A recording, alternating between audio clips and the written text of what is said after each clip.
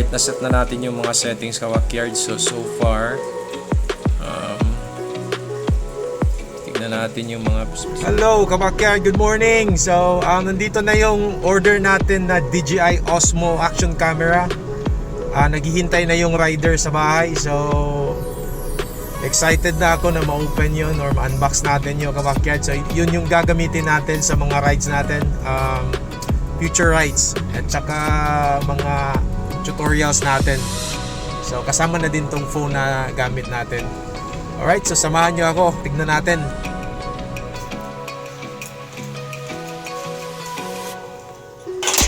Dito yung rider. Nakang-order.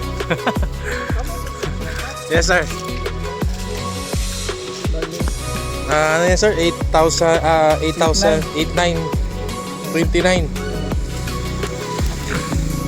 So ito na ka-backyard. May lagdi ba ito sulod ano sir? Sige sir.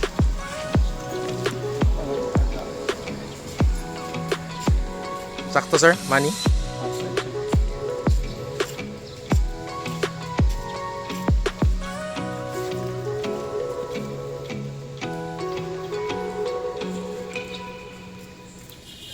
Kalagay dito, fragile, handle with care. Alright. So ito na yun, unbox natin to pagdating sa bahay.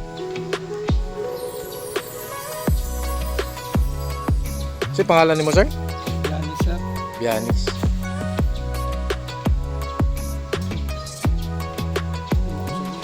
$8,929.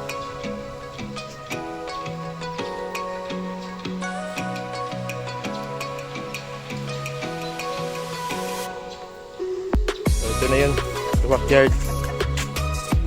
Right, so nakalagay talaga dito sa likod niya.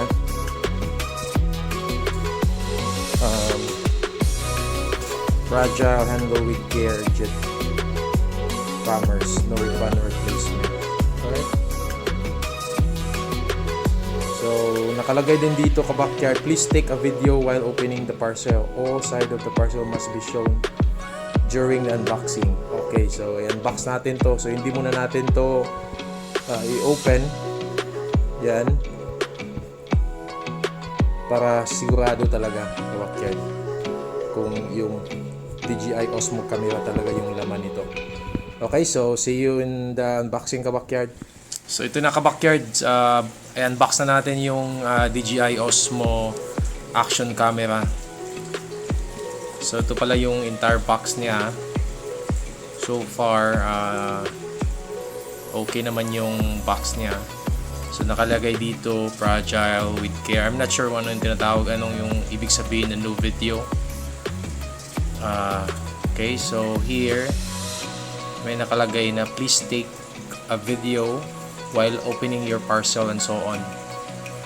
So if your order is incomplete, damage, send the video to customer jetcommerce.com.ph.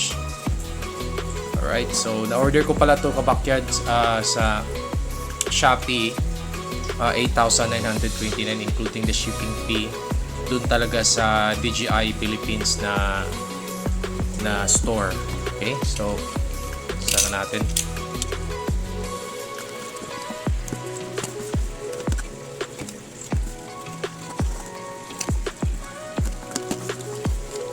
So sana hindi tawag nito bato ang laman nito ka-backyard.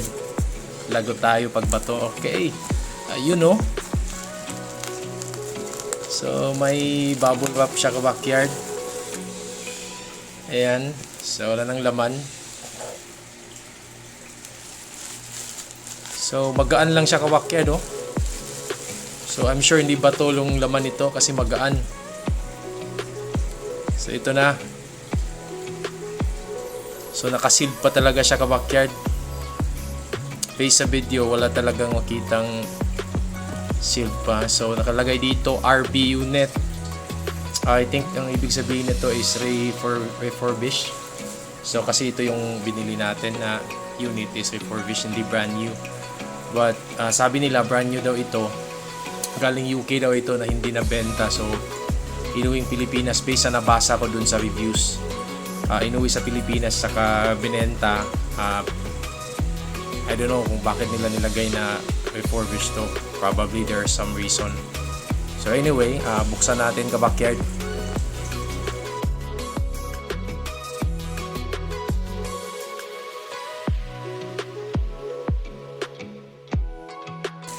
So ito palang specs niya. Osmo action cam. So dual screen na siya ka-backyard.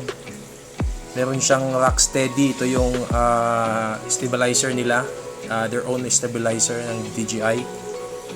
4K HDR na siya.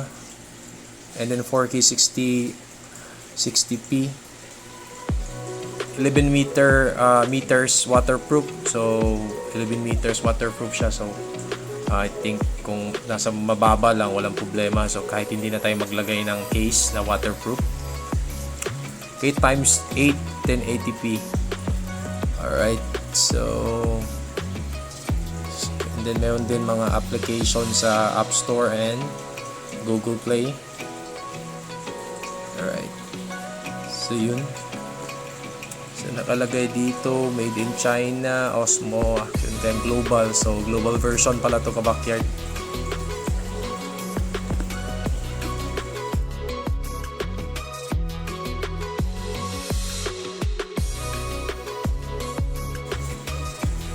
Yun. So hindi ba to yung laman? Tunay talaga. Alright. So may box dito. Tignan natin yung box. Ayan. Tignan natin ang laman ng box. So parang yun. So ito yung USB charger, I think. And then ito yung sa lock. Ayan, USB charger. And then ito yung lock screw. Ayan. Ito pa ba? Ito hinahanap natin, yung para sa helmet. Okay, so may adhesive na siya. But bumili ako ng yung strap talaga ka-backyard. So magagamit din natin to. And then may circle din na adhesive type. Alright. And then the last one is yung battery. Ayos naka-box pa yung battery Yan. So naka-box siya, original battery. Alright. And the last one here sa box na to is yung manual at saka warranty card. Yan. Alright. And then last part is ito yung mismong ating camera. Wow, nice. Alright. So kung titignan mo ka-backyard, personally, brand new talaga. Walang gas-gas Wala, brand new. Nice. So parang brand new talaga sa ka-backyard. I think hindi pa talaga ito nagamit kahit nakalagay dun sa description nila na refurbished yung tawag nito, yung camera. So naka-case pala siya ka-backyard. Tanggalin natin sa case. Paano ba ito tanggalin? Yan. Ayan, so naka-case siya. Ayan. So ito yung case niya ka-backyard na free. Hindi siya waterproof, parang case lang talaga siya.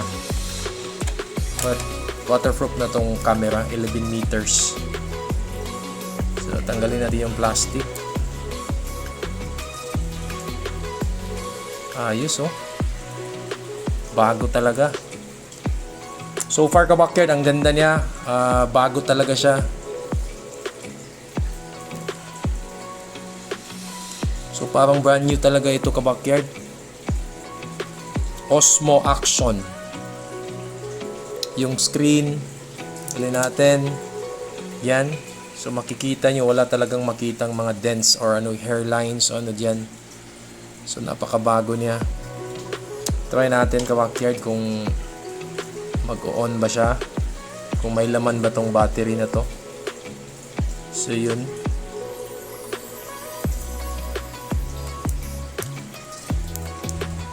Paano ba to?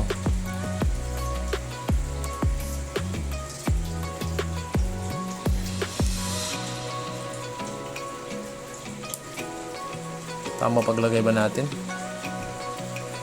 Tama naman.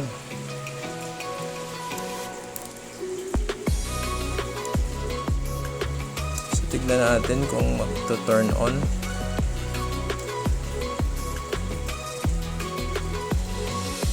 Wala, parang dead talaga yung battery. So cha-charge muna natin. So yun lang yung laman ka-backyard. So ito lang yung laman. Box, battery, at saka mga accessories niya, charger, casing, at saka ito. So far, based sa looks, wala namang siyang dents or dito sa camera. Bago talaga siya ka-backyard. Wala kang makikitang kahit anong dents. Even sa display, dito wala. So sabi nila natatanggal daw to. Tignan natin. Yan, natatanggal nga. So, pwede siyang palitan actually. Ayos to. So, itry natin ka-backyard. Charge muna natin yung battery. Try natin kung gagana ba. So, ito na ka-backyard. Kumuha tayo ng charger, power bank para matry natin. So, English.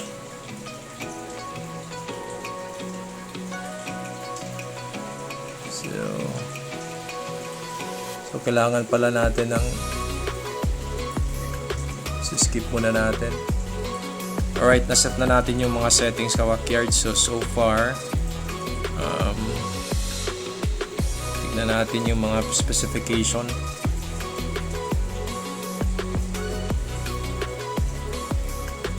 So dito pala yung 2-point resolution, and then rock steady, and so on.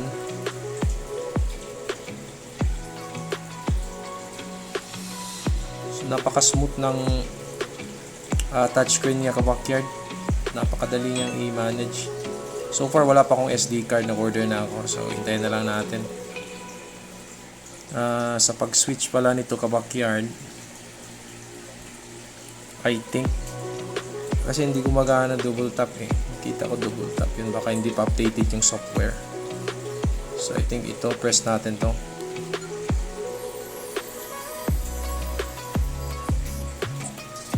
Ayan, wala na siya. So yun ka-backyard. So na-switch na natin. So pagbalik, same lang din ata.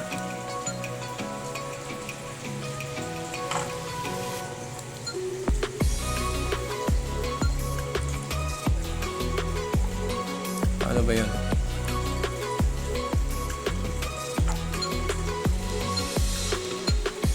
Settings pala yun. Long press pala ko backyard para mag-change yung display niya sa harap at saka sa likod. So far napakaganda niya ka backyard. Premium talaga siyang klaseng camera, no? Even though hindi siya masyadong kamahalan compared sa GoPro, but based sa reviews nito at saka sa mga videos na nakita ko sa YouTube, napakaganda naman yung result niya. Iti-test natin to, charge muna natin, tsaka hintayin natin yung SD card, and then papakita ko sa inyo pag matest na natin to. At saka bumili din ako ng adapter for the audio ka-backyard. Hindi ko pa na-test to, but iti-test ko to sa part 2 natin. So see you in the next video ka-backyard.